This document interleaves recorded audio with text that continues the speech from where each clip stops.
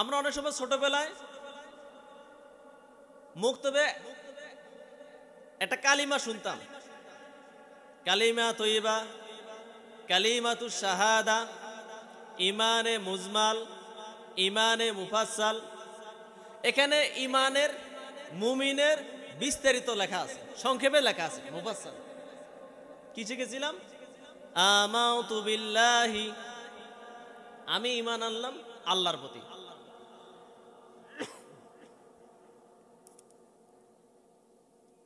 এখন আল্লাহর প্রতি কি ঈমান আনলাম? দেখেন আমরা এখানে এই যে একটা প্যান্ডেলের নিচে বসে আছি, অনেক জায়গা আছে এখানে, এখানে বাচ্চারা চাইলে খেলতেও পারবে। আমি আর আপনি যদি চিন্তাটাকে আরেকটু বড় করি, বাঁশতলী একটা গ্রাম, এটা পাড়া, এই পাড়াটা বিশাল, আয়তন অনেক বড়। এই পাড়ার ভিতরে অনেক ঘর আছে, অনেক বাড়ি আছে, এরপরে অনেকগুলো জায়গা আছে। আবার এই বাঁশতলীটা একটা ইউনিয়নে, একটা পোস্ট অফিসের আওতায় আছে। একটা পোস্ট অফিস, ডাকঘরের আওতায় অনেকগুলো গ্রাম আছে, পাড়া আছে। আবার এই পোস্ট অফিস, অনেকগুলা পোস্ট অফিস মিলে একটা ইউনিয়ন পরিষদ। একটা ইউনিয়ন পরিষদের দিকে যদি আমি আর আপনি চিন্তাকে ঘুরিয়ে ফেলি, ইউনিয়ন পরিষদ অনেক বড়। এবার দেখেন অনেকগুলা ইউনিয়ন পরিষদ মিলে একটা থানা, তাহলে থানাটা অনেক বড়। তারপরে আসি অনেকগুলা থানা মিলে একটা জেলা, 20টা থানা, 25টা থানা, 17টা থানা, 16টা থানা, এরকম থানা মিলে একটা জেলা। যদি আমি আর আপনি জেলা কল্পনা করি, অনেক বিশাল জায়গা একটা জেলা। আবার আমাদের বিশেষ করে এই ছোট্টখাটো একটা রাষ্ট্র বাংলাদেশ, এই দেশের ভিতরে 64টা জেলা আছে। তাহলে 64টা জেলা, এক একটা জেলা কত বড়, আর 64টা জেলা একসাথে করলে বাংলাদেশ কত বড়। অথচ পৃথিবীর বুকে যদি মানচিত্রের দিকে তাকায়, বাংলাদেশ একেবারে ছোট। এখন আসি, এই দেশগুলোকে কয়েকটা সেক্টরে ভাগ করা হয়েছে। এই সেক্টরগুলোকে বলে মহাদেশ। কোথাও 36টা দেশ নিয়ে একটা মহাদেশ, এরকম টোটাল সারা পৃথিবীতে 7টা মহাদেশ আছে। তাহলে 7টা মহাদেশ যদি আমি আপনি কল্পনা করি, বিশাল জায়গা। এবার বিজ্ঞানীরা পৃথিবীকে ভাগ করেছেন 4 ভাগে। 4 ভাগের মাঝে এই 7টা মহাদেশ একটা অংশ মাত্র, আর 3টা ভাগ, 3টা অংশ পুরাই পানি। তাহলে 3টা অংশ পুরা পানি আর 7টা মহাদেশ মিলে আমাদের পৃথিবী কত বড় একটা জায়গা।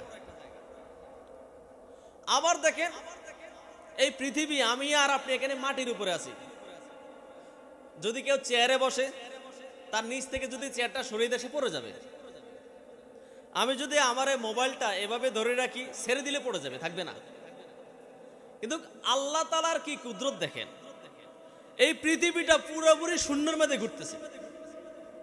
কি এমন শক্তি, কি এমন পাওয়ার, যে আমি একটা ক্ষুদ্র মানুষ, সামান্য একটা মোবাইল আমি শূন্যের মধ্যে এভাবে রাখতে পারি না, পড়ে যায়।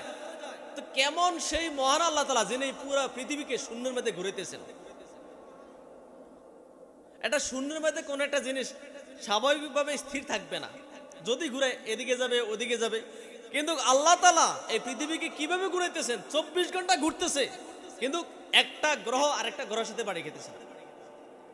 এবার আসেন পৃথিবী একটা গ্রহ, বিজ্ঞানের এরকম আরো 7টা গ্রহ 8টা গ্রহ আবিষ্কার করেছিল পৃথিবীর মতো, পৃথিবীর চাইতে বড়, পৃথিবীর চাইতে ছোট, অনেকগুলো গ্রহ। তাহলে কত বড় জায়গা আল্লাহ তাআলার সৃষ্টির, এই আকাশের নিচে কতগুলো জায়গা। এবার আসেন আমরা যে আকাশে দেখি সূর্য, বিজ্ঞানীরা বলতেছে যে আমাদের এই পৃথিবীটা আমাদের জ্ঞানে যতটুকু মনে হয়, এরকম 1 লক্ষ নয়, 2 লক্ষ নয়, টোটাল 13 লক্ষ পৃথিবী একসাথে করলে সূর্যের মতো হবে। তাহলে সূর্যটা কত বড়। আবার আমরা দেখি রাতের আকাশে কি তারা দেখা যায় ছোট, সূর্য দেখে একটা বাটির মতো, একটা থালার মতো, তারা তার চাইতে ছোট। কিন্তু বিজ্ঞানীরা বলতেছে এক একটা তারা সূর্য চাইতে কয়েক লক্ষ গুণ বড় আছে। তাহলে এগুলো কোথায়? আকাশে কি আসলে তারা একটাই আছে? কত তারা কেউ বলতে পারবে না, বিজ্ঞানীরা বলতে পারতেছেন কত তারা আছে। নক্ষত্র এগুলোকে বলে। এখন এই তারাগুলো কোথায় থাকে? আমরা যেরকম ঘরে থাকি, এই তারাগুলো একটা ঘরে থাকে। এই ঘরকে বিজ্ঞানীরা বলছে গ্যালাক্সি। এক একটা গ্যালাক্সির ভিতরে কত হাজার কোটি তারা আছে, তাহলে কতগুলো জায়গা বলেন, কত জায়গা আল্লাহ তাআলার কাছে। এই যে ঘরগুলোর ভিতরে তারাগুলো থাকে, এই নক্ষত্রগুলো অবস্থান করে, এই নক্ষত্রকে বলে গ্যালাক্সি। এরকম এই আসমানের নিচে কত শত কত লক্ষ গ্যালাক্সি আছে, বিজ্ঞানীরা বলতে পারতেছে না। তাহলে এই যত কিছু আছে সবকিছু কিন্তু প্রথম আসমানের ভিতরে, প্রথম আসমানের নিচে। এখন প্রথম আসমান মিলিয়ে এরকম আস্তে আস্তে দ্বিতীয় আসমান, তৃতীয় আসমান, চতুর্থ আসমান, পঞ্চম আসমান, ষষ্ঠ আসমান, সপ্তম আসমান, তার উপরে আল্লাহ তাআলার আরশ। এই সব কিছু আল্লাহ তাআলা শূন্যে ঘুরেতেছে। বলেন তো যে আমি আপনি একটা মানুষ, সামান্য একটা বস্তু আমরা উপরে রাখতে পারি না, তাহলে কি এমন শক্তি, যেই শক্তি এই পৃথিবীকে শূন্যে ঘুরাইতেছে, আরো এমন ভাবে ঘুরাইতেছে যে পৃথিবীর মতো আরো 7টা গ্রহ আছে, আরো 8টা গ্রহ আছে, তারা পাশাপাশি ঘুরতেছে কিন্তু একটার সাথে আরেকটা বাড়ি খেতেছে না। তাহলে কেমন একটা সত্তা, যেই সত্তা সুশৃঙ্খল ভাবে পৃথিবীকে ঘুরাইতেছেন, পৃথিবীর মতো আরো অনেকগুলা গ্রহকে ঘুরাইতেছেন, সূর্যকে ঘুরাইতেছেন, নক্ষত্রকে ঘুরাইতেছেন, প্রথম আসমানকে শূন্যের মধ্যে ভেসে রেখে দিয়েছেন। তাহলে এই জিনিসগুলো তো আমনামনে সৃষ্টি হয় নাই। আল্লাহ তাআলা অবশ্যই এই জিনিসগুলোর পিছনে যে কোনো একটা শক্তি কাজ করতেছে, ওই শক্তিটাকে বলে আল্লাহ তাআলা। এগুলো আমনামনে হয় নাই, মোবাইলটা আমনামনে হয়ে যায় নাই। যদি কেউ বলে আপনাকে আর আমাকে যে মরুভূমি, মোবাইল তৈরির কয়টা উপাদান আছে, চামড়া আছে, বালু আছে, ইলেকট্রনিক জিনিস আছে, ডিভাইস আছে এগুলোর ভিতরে, আপনাকে যদি কেউ বলে যে মরুভূমিতে অটোমেটিক বালু, পশুর চামড়া একসাথে হয়ে অটোমেটিক একটা মোবাইল হয়ে গেছে, কেউ বিশ্বাস করবে না। তো সামান্য একটা মোবাইল মানুষের সাহায্য ছাড়া যদি না হয়, তাহলে এই মহাবিশ্ব তো আমনামনে হয় নাই। তাহলে যে কেউ একজন সৃষ্টি করেছেন, এই বিশ্বাসের নাম হচ্ছে আল্লাহ তাআলার প্রতি ঈমান। তাহলে এখন মুমিনকে আমানতু বিল্লাহ, আমি বিশ্বাস করলাম ওই স্রষ্টাকে, যিনি সমস্ত জিনিস সৃষ্টি করেছে। বলেন তো এবার, আমি আর আপনি একজন মানুষ, কোন জিনিসের পাওয়ারে আমি আপনি কথা বলতেছি? কোন জিনিস না থাকার কারণে আমি আপনি মৃত? শ্বাস, রূহ, কে দেখতেছে? কি একটা ক্ষমতা, আমরা কেউ দেখি না। তাহলে আসি, এই একটা মানুষ, কোথায় তার রূহ, এ এখন কোথায় আছে, মৃত্যুর পরে কোথায় গেছে কেউ বলতে পারতেছে না। এটা তো আমনামনে হওয়ার কথা না। তাহলে সমস্ত কিছু বিশ্বাসের নাম, যিনি সৃষ্টি করেছেন তাকে বিশ্বাস করাটাকে বলে আল্লাহর প্রতি ঈমান। তারপরে আমরা বিশ্বাস করি কি, ওয়া মালাইকাতিহি, আল্লাহ তাআলা এই সৃষ্টি জগৎকে পরিচালনার জন্য, এই যে মাহফিলকে পরিচালনার জন্য অনেকগুলো লোক কাজ করছে এখানে, আমনামনে এটা হয় নাই, অনেকগুলো লোক খেটেছে। তো আল্লাহ তাআলার এই মহাজগৎ, এই মহাশূন্য, এই সৃষ্টি জগৎ পরিচালনার জন্য আল্লাহ তাআলা ফেরেশতা সৃষ্টি করেছেন। এই ফেরেশতাদের প্রতি আমরা বিশ্বাস করলাম। ওয়া মালাইকাতিহি ওয়া কুতুবিহি, আল্লাহ তাআলা আমাদেরকে দেখানোর জন্য, চালানোর জন্য গাইডলাইন দিয়েছেন। শুধু কোরআন নয়, কোরআনের আগে আরো অনেক আসমানি কিতাব এসেছে। এই সবগুলোর উপর বিশ্বাস করাকে ঈমান বলে। ওয়া রাসূলিহি, এই জিনিসটা আমি আর আপনি বুঝতে পারবো না। এই যে আজকে তাফসীরুল কোরআন, এই এখানে যে আমি বসেছি, আমার চাইতে আপনারা অনেক জ্ঞানী, কিন্তু যত কিছু হোক, যিনি সৃষ্টি করেছেন, যিনি এই বইটা বানিয়েছেন, যেমন আমাদের যে বিদ্যালয় আছে, কলেজ, ভার্সিটি, এরপরে মাদ্রাসা, এখানে ছাত্রছাত্রীরা লেখাপড়া করে, আমার আপনার সন্তান পড়ালেখা করে, বাইবেল লেখাপড়া করে, তাদের দেখেন অঙ্ক বিষয় আছে, ইংরেজি বিষয় আছে, আরবি বিষয় আছে। এখন অঙ্কের মধ্যে কিন্তু গাইড আছে, গাইডের ভিতরে সবগুলো অঙ্ক দেয়া আছে। এখন একজন ছাত্র যদি গাইড দেখে অঙ্কগুলো বুঝে ফেলতো, তাহলে মাদ্রাসায় যাওয়া দরকার ছিল না, কলেজে যাওয়া দরকার ছিল। তাহলে একজন এই গাইডটা বোঝানোর জন্য, এই বইটা বোঝানোর জন্য অবশ্যই একজন টিচারের দরকার। এই টিচার না থাকলে শিক্ষার্থীরা শিখতে পারবে না, বুঝতে পারবে না। বই থেকে বোঝা সম্ভব নয়। তাহলে আল্লাহ তাআলা কিতাব পাঠিয়েছেন, সাথে সাথে মেসেঞ্জার বই বোঝানোর জন্য, এই কিতাবকে বোঝানোর জন্য নবী রাসূল পাঠিয়ে দিয়েছেন। এই নবী রাসূলের উপর বিশ্বাস করাকে ঈমান বলে। ওয়াল ইয়াউমিল আখির, দেখেন আমি আপনি কথা বলতেছি, এখানে আমি মাইকের সামনে কথা বলতেছি, আপনারা শুনতেছেন। আমি আর আপনি কোথায় ছিলাম আগে? হয়তো বলতে পারবেন যে মায়ের পেটে ছিলাম, বাবার পেটে ছিলাম, তার আগে কোথায় ছিলাম, তার আগে কোথায় ছিলাম, তার আগে কোথায় ছিলাম? যদি বিবেককে প্রশ্ন করেন, বিবেক ফেল হয়ে যাবে, ব্রেন ফেল হয়ে যাবে, কোথায় ছিলাম আগে? আচ্ছা এখন আছি, কথা বলতেছি, কিছুদিন পর থাকবো না, কোথায় যাব? যারা পরকালে বিশ্বাস নেই তারা বলবে অত মাটি হয়ে যাব। কিন্তু মাটি হইলে কি আমি আগে কোথায় ছিলাম, এখন কেন আসলাম, আবার যাব কোথায়? প্রশ্নের উত্তর বিবেক দ্বারা বোঝানো যাবে না, বিবেক দ্বারা উত্তর খুঁজে পাওয়া যাবে না। তাহলে এবার আসি, এখন কি করব? আল্লাহর প্রতি বিশ্বাস করলাম, রাসূলের প্রতি বিশ্বাস করলাম, ফেরেশতাদের প্রতি বিশ্বাস করলাম, এরপরে কিতাবের প্রতি বিশ্বাস করলাম, কিতাব যিনি কিতাব বোঝানোর জন্য যারা এসেছে নবী রাসূলদের উপর বিশ্বাস করলাম। তারপরে কি আমরা এক সময় ছিলাম না, এখন যেমন আছি, আগে এক সময় ছিলাম না, এখন আছি, থাকবো না। থাকবো না যে এই পরকালীন যে বিষয়টা, এই পরকালের যে একটা বিচার আছে, ফয়সালা আছে, এগুলোর উপর বিশ্বাস করা কেউ ঈমান বলে। তারপরে আসি ওয়াল কদরি খায়রিহি ওয়া শাররিহি মিনাল্লাহি তাআলা। আমরা অনেক সময় বলি ভাগ্য, তকদির। এই তকদিরে দেখেন অনেক কিছু লেখা হয়ে গেছে। তাকদির মূলত তাকদির মূলত দুই ভাগে বিভক্ত। একটা হচ্ছে সরাসরি আল্লাহ তাআলা যেটা লিখেছেন কোনো পরিবর্তন হবে না। এখন আপনি আর আমি প্রশ্ন করতে পারি, আল্লাহ যা লিখেছেন তাই তো হবে। আল্লাহ আমি যে ফজর নামাজ পড়বো না লিখে রাখছেন, আমি যে পড়বো লিখে রাখছেন। এখন লিখে রাখার কারণে আমি পড়লাম, লিখে না রাখার কারণে আমি পড়ি নাই, প্রশ্ন এটা আসতে পারে। তাহলে বিচার কার? না, এটা বুঝার ভুল। তাকদির আরেক ধরনের আছে যেটা পরিবর্তন যুদ্ধ। রাসূল সাল্লাল্লাহু আলাইহি ওয়াসাল্লাম বলেছেন আত-তাকদিরু লা ইয়ারুদ্দু ইল্লা বিদ-দুআ। এমন কিছু তাকদির আছে যেটা দোয়ার দ্বারা পরিবর্তন হয়। তাহলে মানুষের হাতেও কিছু আছে। এই তাকদির বোঝানোর জন্য একবার আলী রাদিয়াল্লাহু তাআলা সাহাবায়ে কেরামকে বললেন, তাকদির বুঝতেছেন আর কি, যে তাকদিরে যদি আল্লাহ তাআলা সবকিছু লিখে রাখেন তাহলে মানুষের দোষ কোথায়?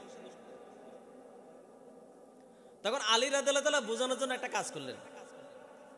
একজন সাহাবীকে বললেন যে তুমি যেহেতু এখন দাঁড়িয়ে আছো, তোমার একটা পা উপরে উঠিয়ে ফেলো। উঠেছে। কেউ যদি দাঁড়িয়ে একটা পা তুলতে পারবে, কোনো সমস্যা নেই। এখন তাকদির বোঝানোর জন্য আবার দ্বিতীয় পদক্ষেপ গেলেন যে ঠিক আছে, তুমি যে পাটা উপরে রাখছো এই পাটা উপরে রেখেই দ্বিতীয় পাটা উঠাও। এটা কি সম্ভব হবে? সম্ভব না।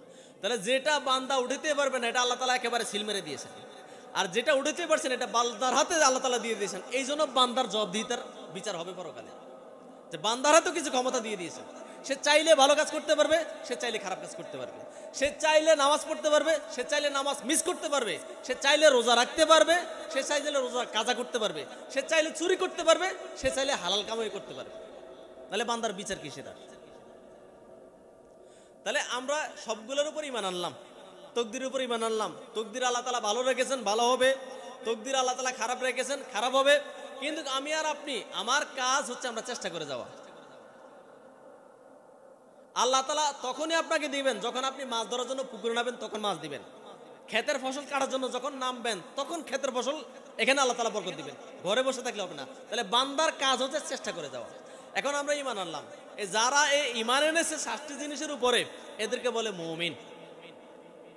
এখন আমরা আল্লাহর প্রতি ঈমান আনলাম, আল্লাহ আছে, ফেরেশতাদের প্রতি ঈমান আনলাম, পরকালের প্রতি ঈমান আনলাম, রাসূলগণের প্রতি ঈমান আনলাম, আসমানি কিতাবের উপর ঈমান আনলাম, তাকদীরের প্রতি ঈমান আনলাম, মৃত্যুর পর আবার আমরা উঠবো, আমাদের বিচার হবে, ঈমান আনলাম।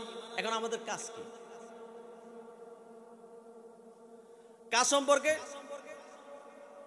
আল্লাহ তাআলা নিজেই বলতেছেন ঈমান আনলাম মুমিন। এই মুমিনের বিষয়টা বোঝার জন্য আমাদেরকে 3টা জিনিস জানা লাগবে। আমরা অনেক সময় জানি যে আল্লাহ তাআলা 18,000 মাখলুকাত সৃষ্টি করেছেন, এটা সঠিক নয়। আল্লাহ তাআলা কত কোটি মাখলুকাত সৃষ্টি করেছেন কেউ গুনতে পারবে না। আল্লাহ তাআলা অসীম, আল্লাহর ক্ষমতা বুঝার ক্ষমতা কোনো বান্দার নেই। কত সৃষ্টি আছে, 18,000 সম্ভবত একটা গবেষণা এসেছিল সামুদ্রিক প্রাণী আর কি, এই মাত্র এই পর্যন্ত সামুদ্রিক প্রাণী আবিষ্কার হয়েছে 18,000 প্রজাতির প্রাণী। তাহলে এবার এটার ভিতরে উপরের জীবও আছে, কত আছে এটা কোনো কেউ বলতে পারতেছে না। তাহলে কত আবিষ্কার আল্লাহ তাআলা করেছেন, যত কিছু আল্লাহ তাআলা সৃষ্টি করেছেন তার ভিতরে আমি আর আপনি মানুষও আছি।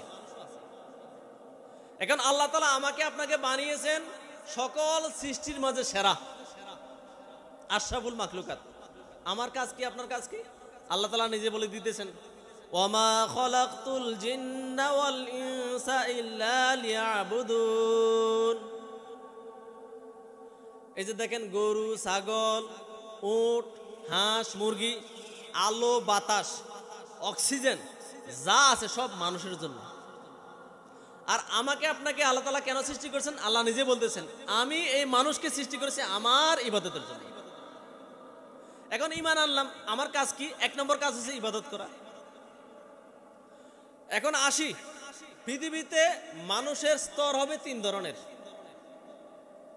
1 নাম্বার, যারা ঈমান এনেছে মুমিন, যারা ঈমান এনেছে মুমিন। 2 নম্বর, যারা আল্লাহর প্রতি ঈমান আনে, আল্লাহকে বিশ্বাস করে না, ফেরেশতাকে বিশ্বাস করে না, পরকালকে বিশ্বাস করে না, অথবা একটা মানে আরেকটা মানে না, এটাকে বলে কাফের। 3 নম্বর হচ্ছে মুসলমান ঠিক, ঈমানদার ঠিক, উপরে লেব আছে, কিন্তু কাজে কর্মে সে ইসলামের ক্ষতি করে।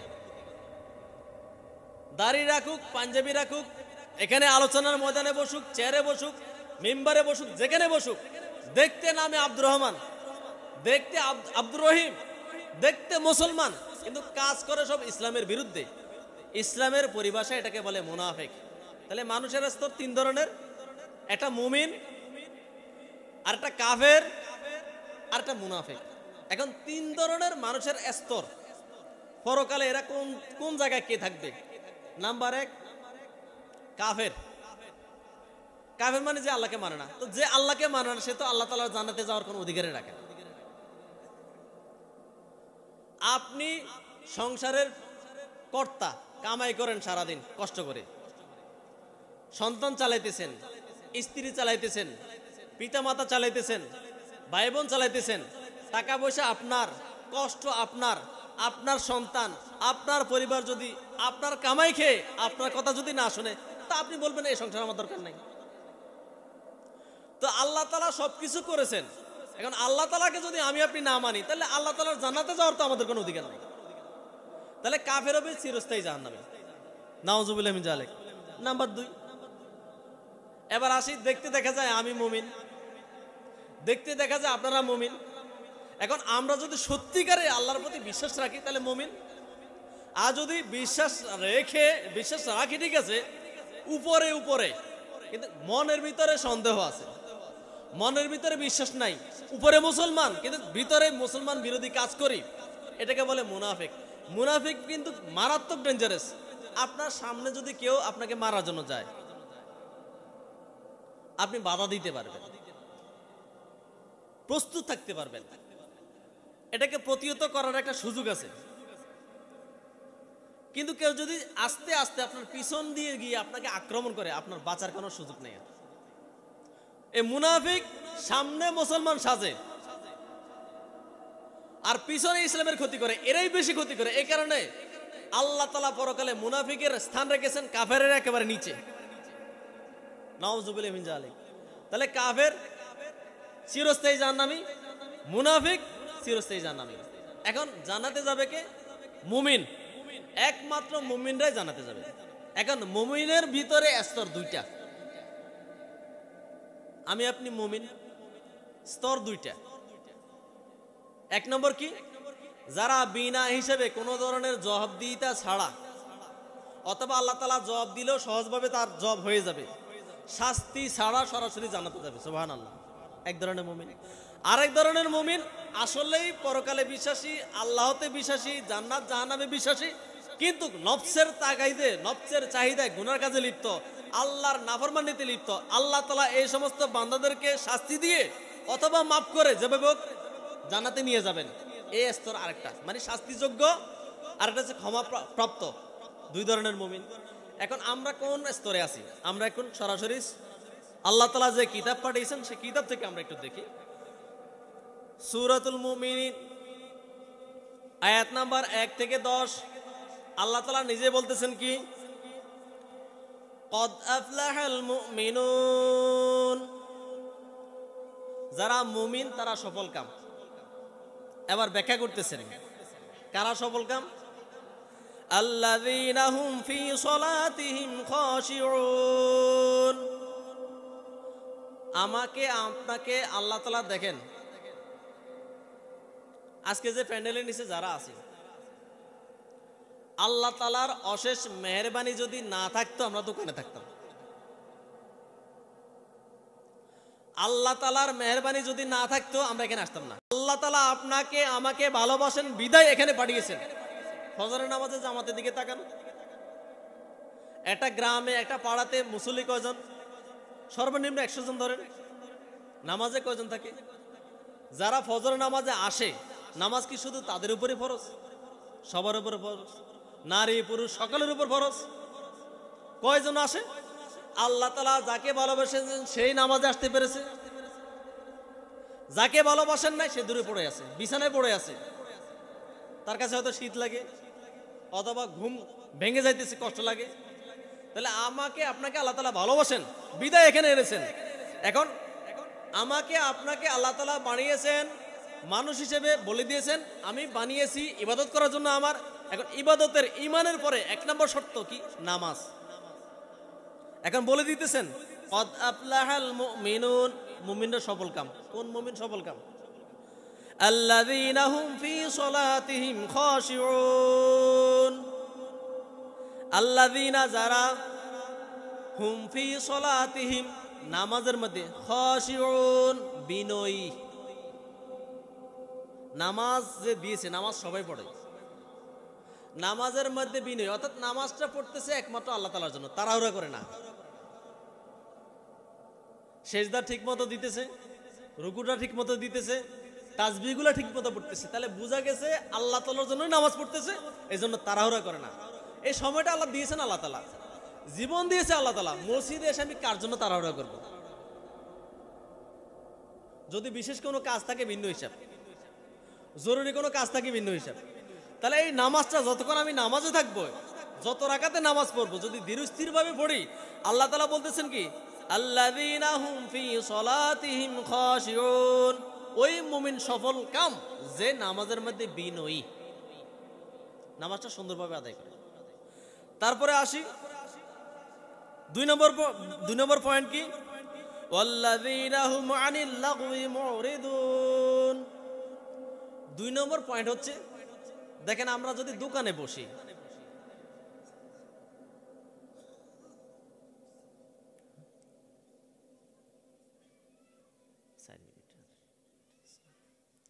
আমরা যদি দোকানে বসি, এ দেখেন এখানে আমাদের এশার জামাত হয়েছে, পাশেই বাজার, বা একটা চায়ের দোকানে যদি আমরা বসি, দেখবেন কত ধরনের কথাবার্তা,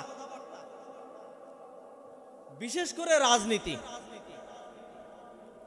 আমাদের দেশে যারা প্রধানমন্ত্রী আছে তারা কিন্তু এত কিছু জানে না। আমাদের চায়ের দোকানে বসলে যা রাজনীতি আমরা জানি, এগুলোকে বলে অহেতুক কথা। আল্লাহ তাআলা বলতেছেন ওয়াল্লাযীনা হুম আনিল লাগওয়ি মুরিদুন, যারা অহেতুক কথাবার্তা, অহেতুক কাজ থেকে বিরত থাকবে তারা সফল কাম। তাহলে 1 নম্বর কাজ কি? যারা নামাজে বিনয়ী হবে তারা সফল কাম। 2 নম্বর হচ্ছে কি, যারা অহেতুক কথাবার্তা থেকে বেঁচে থাকবে তারা সফল কাম। 3 নম্বরে আসি, ওয়াল্লাযীনা হুম লিযাকাতি ফাইলুন, আল্লাহ তাআলা আমার আর আপনার উপরে কিছু বিধান ফরজ করে দিয়েছেন, তার মধ্যে যারা ধনী আছে তাদের উপরে যাকাতের বিধান ফরজ করেছেন। এই যাকাত আদায়ের ব্যাপারে যে সমস্ত বান্দারা তৎপর, মানে আমার উপর যাকাত ফরজ হয়েছে, আমার যাকাতটা আমি হিসাব করে দিয়ে দিব, তাহলে আল্লাহ তাআলা বলতেছেন এই মুমিন সফল কাম। আমাদের সম্মানিত মেহমান চলে এসেছেন। আসলে আপনাদের কাছে আমি দেওয়ার জন্য এসেছি। সময় একেবারে সংক্ষিপ্ত, শেষ পর্যায়ে উনিও এসে গেছেন। আলোচনা বিশদ করতে পারলাম না আর। আল্লাহ তাআলার কাছে এটাই কামনা করি, আল্লাহ তাআলা সর্বপ্রথম আমাকে যে কথাগুলো বলা হয়েছে ঈমানের বিষয়, মুমিনের বিষয়, আল্লাহ তাআলা যেন আগে আমাকে খাঁটি মুমিন হিসেবে কবুল করেন, পাশাপাশি আমার সমস্ত মুসলমান ভাইকে যেন খাঁটি মুসলমান হিসেবে কবুল করে নেন। আর যেহেতু দুইটা গুণ, আমরা তিনটা গুণ পেয়েছি, অনেকগুলো গুণ আছে, প্রায় 8 থেকে 10টা গুণ আছে, এখানে 3টা গুণ আলোচনা করতে পেরেছি। তার মধ্যে 1 নম্বর হচ্ছে কি, যে নামাজ বিনয়ী হবে, সেই মুমিন সফল কাম। 2 নম্বর, অহেতুক কথাবার্তা অহেতুক কাজ থেকে যে বেঁচে থাকবে সে সফল কাম। 3 নম্বরে আমরা শুনেছি যে যাকাত আদায়ের তৎপর থাকবে সে সফল কাম। আল্লাহ তাআলা যেন আমাদেরকে এই 3 গুণে গুণান্বিত করতে পারেন এবং আমরা যেন 3টা গুণে গুণান্বিত হতে পারি। আল্লাহ তাআলা আমাকে আপনাকে তৌফিক দান করুন, আমিন। ওয়া আখিরি দাওয়ানা আনিল হামদুলিল্লাহি রাব্বিল আলামিন।